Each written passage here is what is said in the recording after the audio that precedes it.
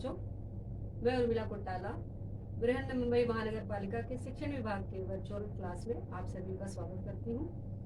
बच्चों, आज हम हिंदी विषय कुमार भारती के एक घटक का अध्ययन अध्यापन करने वाले हैं। बच्चों, जैसा कि मैंने आज आपको बताया कि आज हम हिंदी कुमार भारती के कक्षा 10वीं का एक घटक का अध्ययन अध्यापन करने वाले हैं। उस घटक का नाम है पाठ 10 गुरुदेव का घर, और मैं हूँ आपकी मार्गदर्शिका उर्मिला कोटाला। बच्चों, आज का जो पाठ है, पाठ 10 गुरुदेव का घर, यह एक महत्वपूर्ण पाठ है बच्चों। और इस पाठ को लेखक ने पत्र की विधा में लिखा है। इसके लेखक हैं निर्मल वर्मा जी। निर्मल वर्मा जी का संक्षिप्त परिचय देखें तो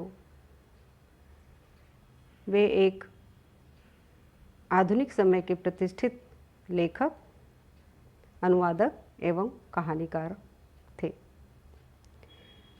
समय समय पर समालोचन का भी काम उन्होंने किया है बच्चों। प्रस्तुत पाठ के गद्य संबंधी जानकारी प्राप्त करें तो यहाँ पर बताया गया है कि प्रस्तुत पत्र प्रसिद्ध लेखक निर्मल वर्मा जी ने अपने प्रिय मित्र जयशंकर जी को लिखा है। प्रथम पत्र में गुरुदेव रविंद्रनाथ टैगोर के घर, मकान जहाँ वे रहते थे, शांति निकेतन, पश्चिम बंगाल के प्राकृतिक सौंदर्य तथा दिल्ली के वसंत की चर्चा की गई है।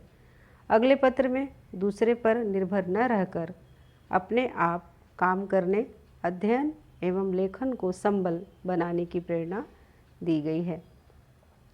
तो पहले ही मैंने बच्चों बताया आपको कि यह जो पाठ है पत्र की विधा में लिखा गया है, जिसमें निर्मल वर्मा जी ने अपने मित्र जयशंकर जी को पत्र लिखकर गुरुदेव के घर के बारे में, जो अब विश्वविद्यालय बन गया है, जिसका नाम शांति निकेतन था, पश्चिम बंगाल के प्राकृतिक सौंदर्य का, वहाँ के परंपराओं का, वहाँ की रीति रिवाजों का, वहाँ की संस्कृति का उन्होंने वर्णन किया है। साथ ही दिल्ली के वसंत ऋतु की भी चर्चा की है। और दूसरे पत्र में उन्होंने लेखक यानी अपने मित्र जयशंकर जी को दूसरे पर निर्भर न रहकर स्वयं पर निर्भर रहना चाहिए और अध्ययन को और लेखन को अपना संबल अर्थात आधार बनाना चाहिए। तो बच्चों, आज का जो हमारा पाठ है, अब हम उसको पढ़ेंगे। प्रिय जयशंकर जी, आपके 2 पत्र मिले। मैं शीघ्र उत्तर न दे सका। पिछले दिनों मैं कोलकाता गया था भारतीय भाषा परिषद के निमंत्रण पर। वहाँ कुछ बहुत पुराने मित्रों से मुलाकात हुई। लोगों के अतिथि सत्कार और स्नेह सद्भावना से बहुत अधिक अभिभूत हुआ। इस बार काफ़ी लंबी अवधि बाद कोलकाता जाना हुआ। मैं बहुत उत्सुकता से अपने इस प्रिय शहर को पुनः देखने की प्रतीक्षा कर रहा था। तो बच्चों, हम देख रहे हैं कि लेखक निर्मल वर्मा जी अपने मित्र जयशंकर जी को पत्र लिख रहे हैं, लिखा हुआ है उन्होंने। वे कहते हैं कि आपके 2 पत्र मिले। लेखक कहते हैं कि आपके 2 पत्र मिले और दोनों पत्र जो हैं मैं उसका उत्तर न दे सका, दोनों पत्रों का। बच्चों, आप सभी को पता है कि परिच्छेद पर ही प्रश्न पूछे जाते हैं, ठीक है। इसलिए मैं आशा करती हूँ कि आप जब मैं परिच्छेद पढ़ूंगी और उसके बारे में आपको जानकारी दूंगी तो आप उसे ध्यानपूर्वक सुनेंगे, ताकि आपको जो भी उस पर प्रश्न बने उसका उत्तर देने में आसानी हो। तो यहाँ पर भी बहुत सारे प्रश्न बनेंगे इन पंक्तियों में छोटे छोटे, तो मैं वहाँ बताते जाऊँगी कहाँ पर कैसे प्रश्न बनेंगे, आप उसे ध्यान से देखते रहिए। आपके 2 पत्र मिले। अब यहाँ पर पत्र शब्द आया है बच्चों, तो इस पे प्रश्न बनता है कि परिच्छेद में आए पत्र शब्द का समानार्थी शब्द लिखो। तो आप पत्र का क्या लिखेंगे? खत। उसी तरह से अगर और दूसरा प्रश्न बनता है कि लेखक को उनके मित्र के कितने पत्र मिले, तो आप बताओगे 2 पत्र। और भी प्रश्न अगर बनता है कि यहाँ पर किसे संबोधित किया गया है, तो जयशंकर जी को संबोधित किया गया है। इस तरह से उत्तर आप लिखोगे। लेखक कहते हैं कि मैं आपके 2 पत्रों का शीघ्र उत्तर न दे सका, क्योंकि पिछले दिनों वे कोलकाता गए थे। कोलकाता जाने का कारण उन्होंने बताया भारतीय भाषा परिषद के निमंत्रण पर। भारतीय भाषा परिषद की तरफ से उनको निमंत्रण आया था, जिसके कारण वे उसमें सम्मिलित होने के लिए, उस समारोह में, उस कवि सम्मेलन में सम्मिलित होने के लिए कोलकाता चले गए थे। कोलकाता में कुछ पुराने मित्रों से उनकी मुलाकात हुई। पहले का उनका शहर है, पहले वो वहाँ रहा करते थे, इसलिए वहाँ पर उनके पुराने मित्र भी उनसे मिले। और वहाँ पर जो उनका सत्कार किया गया, अतिथि सत्कार और स्नेह सद्भावना, तो वहाँ पर जो उनका अतिथि सत्कार किया गया, उस सत्कार से वे बहुत ज़्यादा अभिभूत हुए, प्रभावित हुए। बहुत उन्हें अपनापन लगा। अतिथि सत्कार यानी जो अतिथियों का, मेहमानों का स्वागत वहाँ के लोगों ने किया, उससे वे बहुत ज़्यादा प्रभावित हुए। इस बार काफ़ी लंबी अवधि बाद कोलकाता जाना हुआ। वे कहते हैं कि मैं बहुत दिनों से कोलकाता जाने का प्रयत्न कर रहा था, जाना भी चाहता था, लेकिन किसी कारणवश न जा सका। तो बीच में बहुत लंबी अवधि लग गई कोलकाता दोबारा जाने के लिए। मैं बहुत उत्सुकता से अपने इस प्रिय शहर को पुनः देखने की प्रतीक्षा कर रहा था। और वो कहते हैं कि मैं अपने इस शहर को, क्योंकि पश्चिम बंगाल का प्रमुख शहर कोलकाता उन्हें अधिक प्रिय है, जिसके कारण वो उसे देखने के लिए बहुत उत्सुक थे, बहुत इंतज़ार कर रहे थे। तो अब इस परिच्छेद पर देखो बच्चों, प्रश्न इस तरह से बनेगा कि लेखक के कोलकाता जाने का कारण अगर आता है तो आप लिखेंगे भारतीय भाषा के निमंत्रण पर। भारतीय भाषा परिषद के निमंत्रण पर लेखक कहाँ गए? कोलकाता गए। तो इस तरह से और भी प्रश्न बनते हैं, जैसे कोई व्याकरण पर भी प्रश्न बन सकते हैं।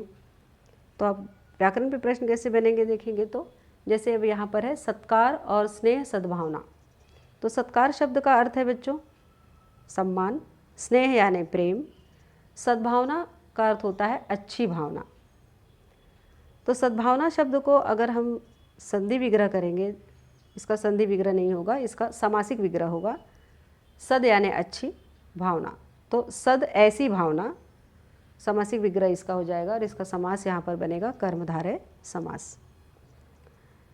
उसके बाद अभिभूत शब्द है। अभिभूत शब्द का अर्थ है बच्चों प्रभावित होना, ठीक है। और फिर अगला शब्द हम देखते हैं अवधि। अवधि का मतलब होता है समय। उसके बाद है कोलकाता। कोलकाता इसलिए यहाँ पर मैं अंडरलाइन करके बता रही हूँ आपको कि अगर प्रश्न बनता है कि परिच्छेद में आए शहर का नाम लिखिए, तो आप उत्तर लिखेंगे कोलकाता। उत्सुकता और प्रतीक्षा। अब उत्सुकता शब्द अगर हम देखते हैं तो अगर उत्सुक धन ता कर दे तो इसमें ता प्रत्यय लगा है। तो यहाँ पर प्रश्न अगर पूछा जाता है कि प्रत्यय अलग करके लिखिए, तो आप इस तरह से अलग कर सकते हैं। उसी के साथ अगला शब्द है प्रतीक्षा। प्रतीक्षा शब्द जो है अगर इसका संधि विग्रह करें तो प्रतिधन इच्छा। तो एक तरफ छोटी की मात्रा और दूसरी तरफ भी ई है, तो दोनों तरफ स्वर हैं, इसलिए यह स्वर संधि हो जाएगा। तो इस प्रकार से बच्चों प्रश्न जब पूछे जाते हैं परिच्छेद पर तो उसका उत्तर हम इस तरह से आसानी से दे सकते हैं। अब अगला देखेंगे, अगला पैराग्राफ। कोलकाता से अधिक स्मरणीय और किंचित उदास स्मृति शांति निकेतन की है, जहाँ पहली बार जाने का मौका मिला। रविंद्रनाथ का घर या बहुत से घर जहाँ वह समय समय पर रहा करते थे। देखते हुए लगता रहा जैसे उनकी आत्मा अभी तक वहाँ कहीं आसपास भटक रही हो। लेखक कहते हैं कि कोलकाता में जाने के बाद मुझे रविन्द्रनाथ जी का घर देखने का मौका मिला, जिसका नाम शांति निकेतन है।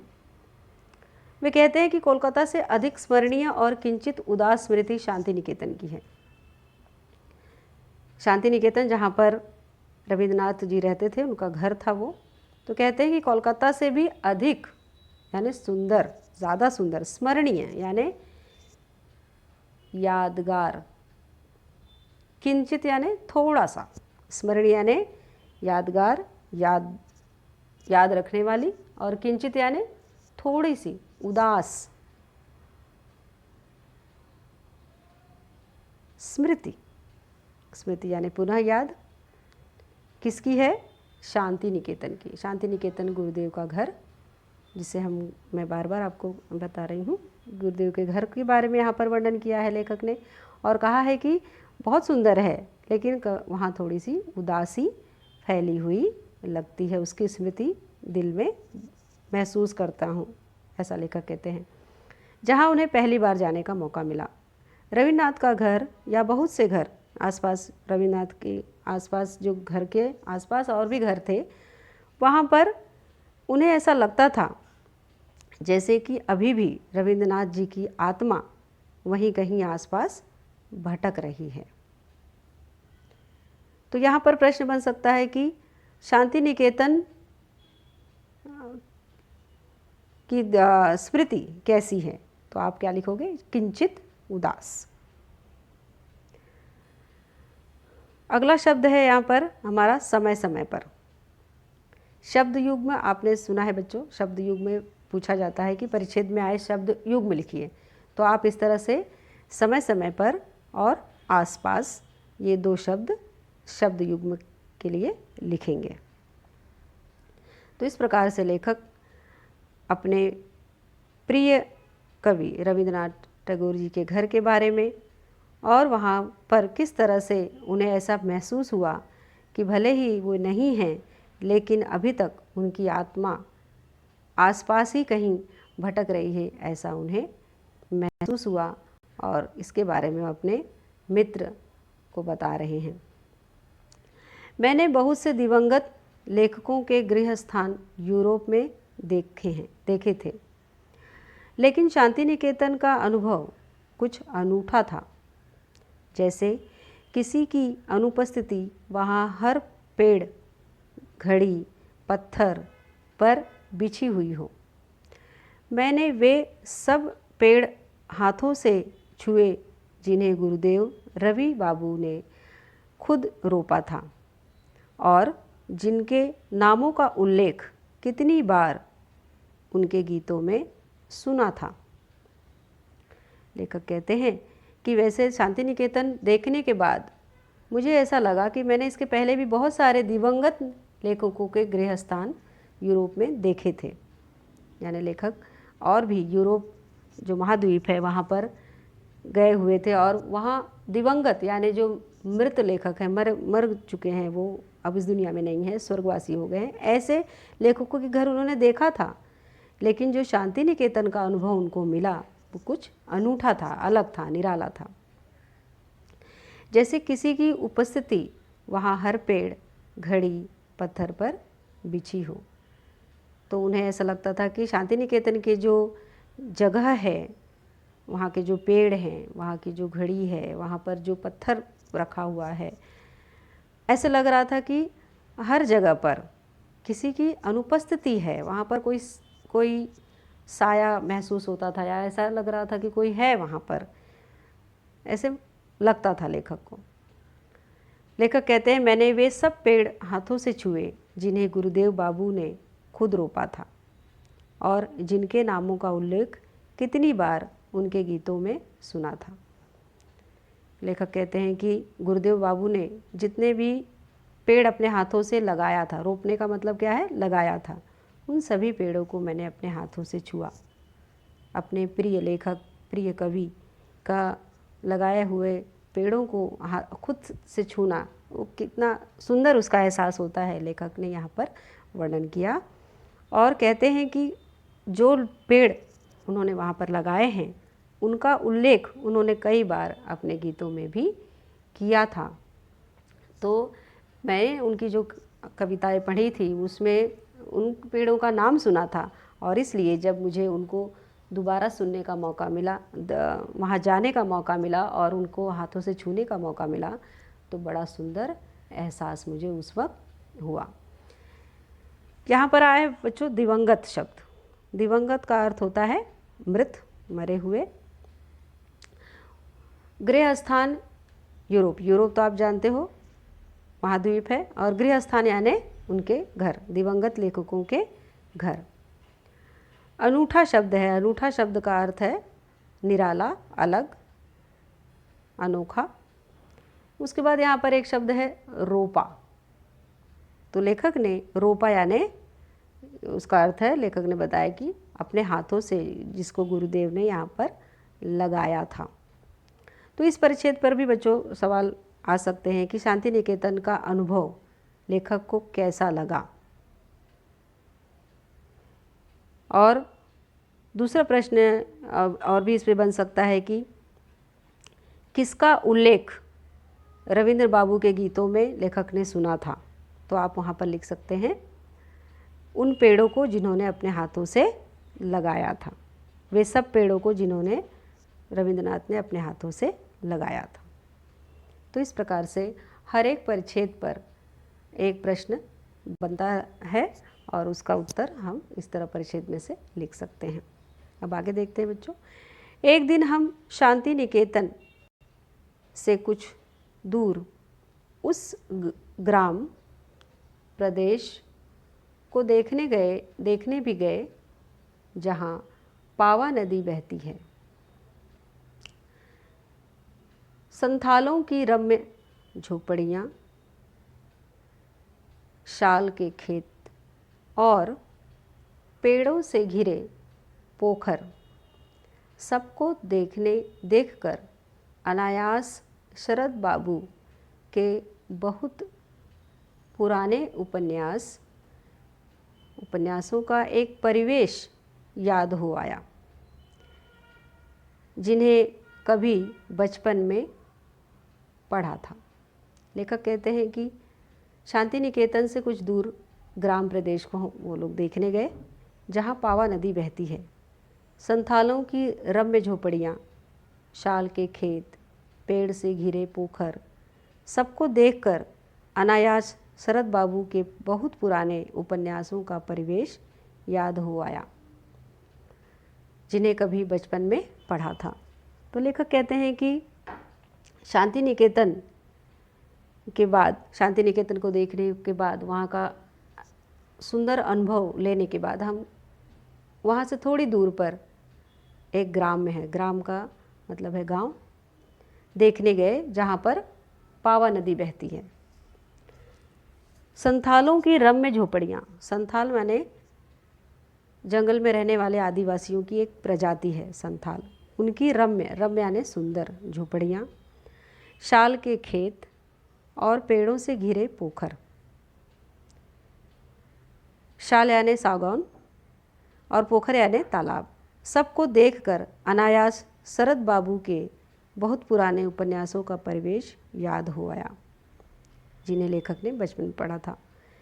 लेखक ने कहा कि जब हम पावा नदी के आसपास का गांव देखने गए तो हमें जो वहाँ का प्राकृतिक सौंदर्य देखने का अवसर मिला, उसको देखने के बाद मुझे शरद चंद्र चट्टोपाध्याय पश्चिम बंगाल के एक प्रसिद्ध लेखक हैं, उनके उपन्यासों का परिवेश उन्हें याद आया। यानी लेखक वर्मा जी को बचपन में पढ़ा हुआ वह जो उनका उपन्यास था, ऐसे लग रहा था जैसे उन चित्रों के द्वारा दोबारा से उनके दिमाग में दोहराया जा रहा है, दोबारा से विचित्र बनकर उनके दिमाग में घूम रहे हैं। अब यहाँ पर ग्राम्य शब्द आए बच्चों, तो ग्राम्य जो है तत्सम शब्द है, इसका तद्भव होता है गांव। उसके बाद है संथालों की, यानी आपको मैंने बताया आदिवासियों की एक प्रजाति, और उनकी रम यानी सुंदर झोपड़ियाँ। शाल यानी सागौन के खेत। अनायास, अनायास यानी ऐसे ही अचानक से। शरद बाबू, वही शरद बाबू यानी शरद चट्टोपाध्याय जो एक प्रसिद्ध लेखक थे, उनके उपन्यास लेखक को उनका परिवेश, परिवेश यानी उसमें जो उन्होंने वर्णन किया है गांव का, कि गांव एक सुंदर गांव किस प्रकार से होता है, वहाँ पर किस तरह तालाब पेड़ों से घिरे हुए होते हैं और थोड़ी दूर पर नदी बहती हुई रहती है, तो ये सारा दृश्य उनकी आंखों के सामने याद हो आया जो उन्होंने बचपन में उपन्यास में पढ़ा था। तो इस तरह से बहुत ही सुंदर ढंग से लेखक ने यहाँ पर वहाँ के प्राकृतिक सौंदर्य का वर्णन किया है। बच्चों यहाँ पर परिच्छेद में प्रश्न बन सकता है कि पावा नदी कहाँ बह रही थी, तो आप उसको लिख सकते हो कि शांति निकेतन से कुछ दूर गांव में। या ऐसा भी प्रश्न बन सकता है गांव में बहने वाली नदी का नाम, तो आप पावा नदी लिखोगे। दूसरा प्रश्न और बन सकता है अगला कि गांव के दृश्य की विशेषता, तो आप संथालों की रम्य झोपड़ियाँ, शाल के खेत, पेड़ों से घिरे पोखर, और इस तरह से आप उत्तर लिख सकते हो। अब इसके आगे देखते हैं बच्चों। पश्चिम बंगाल का प्राकृतिक सौंदर्य भारत के अन्य प्रदेशों से बहुत अलग है। कहते हैं मानसून के दिनों में वह और भी अधिक रमणीय हो जाता है। इच्छा होती है वहाँ 1-2 महीने एक साथ रहा जाए, तभी मन की भूख मिट सकती है। अब इसके ऊपर वाले परिच्छेद में हमने देखा बच्चों कि वहाँ शांति निकेतन के बगल में जो गांव है उसके प्राकृतिक सौंदर्य का वर्णन बड़े ही सुंदर ढंग से लेखक ने किया। अब इसके आगे वो बता रहे हैं कि पश्चिम बंगाल का जो प्राकृतिक सौंदर्य है वह भारत के अन्य प्रदेशों से बहुत अलग है। बच्चों हम सभी जानते हैं कि वैसे भारत प्राकृतिक सौंदर्य में अद्भुत है। हर एक राज्य का अपना अपना सौंदर्य है, अपना अपना एक विशेषता है, लेकिन पश्चिम बंगाल का जो प्राकृतिक सौंदर्य है वो कुछ अलग ही है। मानसून के दिनों में यानी वर्षा के समय में यह कैसा हो जाता है, और अधिक सुंदर हो जाता है। बच्चों आप प्राकृतिक शब्द यहाँ पर देख रहे हो, तो अगर हम इसको विग्रह करेंगे तो प्रकृत धन इक, प्रकृत धन इक यानी इसमें इक प्रत्यय लगा है, इसलिए यह क्या है, एक प्रत्यय है। इक प्रत्यय इसमें जुड़ा हुआ है। मानसून शब्द आप देख रहे हो बच्चों, तो मानसून का अर्थ होता है बरसात का मौसम या वर्षा काल। तो इस तरह से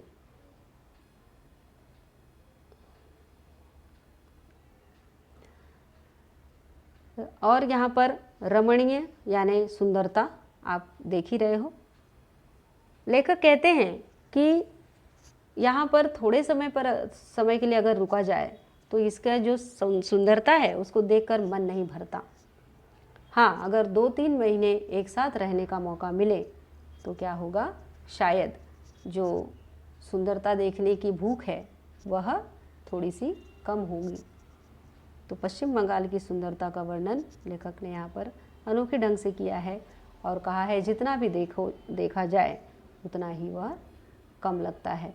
इसलिए सिर्फ एक हफ्ते नहीं बल्कि 2-3 महीने रहने पर ही वो पूरा मन भरकर उसकी सुंदरता का अनुभव ले सकेंगे। वैसे इन दिनों दिल्ली पर भी वसंत की अंतिम गुहार गूंजती सुनाई देती है। दिन भर एक अजीब सी पगला देने वाली बयार चलती है। दुख यही है कि यह नशीला मौसम ज़्यादा दिन नहीं टिकता। गर्मी एक बिल्ली की तरह उसे अपने पंजों में दबोचने के लिए छिपी रहती है। कब तक उसकी खूंखार आँखों से अपने को बचा पाएगा। अब पश्चिम बंगाल के प्राकृतिक सौंदर्य का वर्णन करने के बाद लेखक दिल्ली के बारे में भी बता रहे हैं कि आजकल दिल्ली में भी वसंत ऋतु है, वसंत ऋतु का मौसम है, लेकिन वह अंतिम गुहार पर है। गुहार का अर्थ होता है बच्चों, अंतिम प्रहर चल रहा है, अंतिम टाइम चल रहा है, अब इसके बाद ये क्या हो जाएगा, ख़त्म हो जाएगा। तो अंतिम गुहार गूंजती सुनाई दे रही है, यानी इसका जो समय है अब अंतिम है, इसके बाद वह ख़त्म हो जाएगी। दिन भर एक अजीब सी पगला देने वाली बयार चलती है। बयार का अर्थ होता है बच्चों हवा। तो दिल्ली का मौसम भी अच्छा होता है, लेकिन वह कब अच्छा होता है, जब वहाँ पर वसंत ऋतु का मौसम होता है, तब वह काफ़ी अच्छा लगता है। लेकिन ये वसंत ऋतु बहुत ज़्यादा समय के लिए नहीं होती है, यह थोड़े समय के लिए ही आती है। दिन भर एक अजीब सी पगला देने वाली बयार चलती है, यानी हवा चलती है, यानी ऐसी हवा चलती है वसंत ऋतु में जो हमें नशीला बनाती है, यानी पूरे मौसम को नशीला बना देती है। और ऐसा लगता है कि ये वसंत ऋतु कभी ना बीते, हमेशा ऐसे ही रहे, लेकिन ऐसा होता नहीं है। दुख इसी बात का है कि यह नशीला मौसम जल्द ही बीत जाता है, यानी ज़्यादा समय तक टिकता नहीं है। गर्मी एक बिल्ली की तरह अपने पंजे में उसे दबोच लेती है, छिपा लेती है, और फिर उस गर्मी से बचने के लिए हमारे पास कोई भी मार्ग नहीं होता। हम किसी भी तरह से उस गर्मी से अपने आप को बचा नहीं सकते, छिपा नहीं सकते। खूंखार यानी तेज़, तेज़ पंजे जैसे होते हैं। खूंखार यानी जिसे हम देख के डरते हैं, खूंखार पंजों में दबोच लेती है। खूंखार आँखों से देखना, जैसे अभी किसी शेर या बाघ को आँखें हम देखते हैं तो उसकी आँखों को देख कर ही डर जाते हैं। तो उस जो डरावना शब्द हमारे लिए है वो यहाँ पर खूंखार के नाम से आया हुआ है। तो जिस तरह से खूंखार आँखों से हम डरते हैं, वैसे ही परेशान करने वाली और अधिक तपाने वाली गर्मी से भी हम डरते हैं। और लेखक कहते हैं कि यह जो नशीला मौसम है बहुत जल्द बीत जाता है, और खूंखार गर्मी जो है वो हम सबको दबोचने। बच्चों, मैं आशा करती हूँ कि आपको यह घटक अच्छी तरह समझ में आ गया होगा। यदि नहीं समझ में आया है तो आप हमारे YouTube के चैनल पर इसे दोबारा देख सकते हैं। हमारे चैनल को लाइक करना और सब्सक्राइब करना न भूलिएगा। फिर मिलते हैं अगले वीडियो में अगले घटक के साथ। तब तक नमस्ते। आवाज़ आ रही है सर ना?